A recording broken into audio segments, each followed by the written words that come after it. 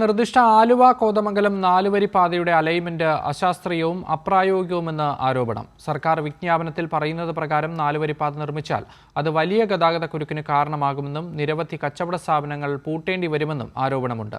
നിർദ്ദിഷ്ട നാലുവരി പാതയുടെ അലൈൻമെന്റ് മാറ്റണമെന്നാവശ്യപ്പെട്ട് ഭൂവുടമകളും വ്യാപാരികളും ഉൾപ്പെടുന്ന ആക്ഷൻ കൗൺസിൽ രംഗത്തെത്തി.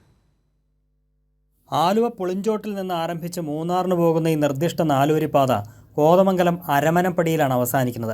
കൃത്യമായി സാമൂഹ്യാഘാത പഠനം നടത്താതെയും നഷ്ടപരിഹാരവുമായി ബന്ധപ്പെട്ട ആശങ്കകൾ പരിഹരിക്കാതെയുമാണ് റോഡ് വികസനവുമായി ബന്ധപ്പെട്ട് അലൈൻമെന്റ് നിശ്ചയിച്ചതെന്ന് ഭൂവുടമകൾ ചൂണ്ടിക്കാട്ടുന്നു. 23 മീറ്റർ വീതിയിൽ ഈ പാതയെടുക്കുമ്പോൾ 2 മീറ്റർ വീതം ഇരുവശത്തും കാനകൾക്ക് പോയി 2 മീറ്റർ സെൻറ്ററിൽ മീഡിയനും പോയി കഴിയുമ്പോൾ വെറും 17 മീറ്ററിൽ നാലുവരി പാത ഇവർ കൊണ്ടുപോവുകയാണ്. അപകടമാണ്. ഒരു വണ്ടി കേട് വന്നാൽ, ഒരു വണ്ടി അപകടമുണ്ടായാൽ ഈ വണ്ടി മാറ്റിയിടുവാനുള്ള സ്റ്റോറേജ് പ്ലേസ് പോലും ഇതിലില്ല.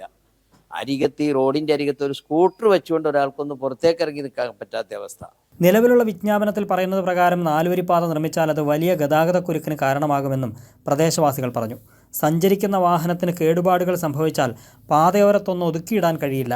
പാതയോരത്തെ കച്ചവട സ്ഥാപനങ്ങൾ പൂട്ടേണ്ടി വരുമെന്ന ആശങ്കയും ഉയരുന്നുണ്ട്. ലക്ഷക്കണക്കിന് രൂപ ലോണെടുത്തൊക്കെ നടത്തിയിട്ടുള്ള സ്ഥാപനങ്ങളൊക്കെ പൊളിച്ചു പോകുന്ന ഒരവസ്ഥയുണ്ട്. അതുമാത്രമല്ല, എത്ര കാലം കൊണ്ട് ഇത് പൂർത്തീകരിക്കാൻ കഴിയുമെന്നറിയില്ല. വലിയ പ്രതിസന്ധിയിലാണ്. അതുപോലെ ഇതിൻ്റെ ഫെയർ വാല്യൂ, ഞങ്ങൾക്ക് മാർക്കറ്റ് വാല്യൂ എങ്കിലും കിട്ടുന്ന രീതിയിലേക്ക് ഈ കാര്യങ്ങൾ കൊണ്ടെത്തിക്കണം.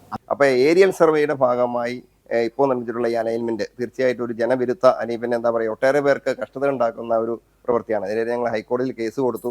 അശാസ്ത്രീയമായ റോഡ് നിർമ്മാണവുമായി ബന്ധപ്പെട്ട ആശങ്കകൾ പങ്കുവയ്ക്കാനും ബന്ധപ്പെട്ടവരെ ഇക്കാര്യം അറിയിച്ച് അലൈൻമെന്റിൽ മാറ്റം വരുത്തണമെന്നാവശ്യപ്പെടുന്നതിനുമായി പ്രദേശവാസികളും വ്യാപാരികളും ചേർന്ന് ആക്ഷൻ കൗൺസിൽ രൂപീകരിച്ചു.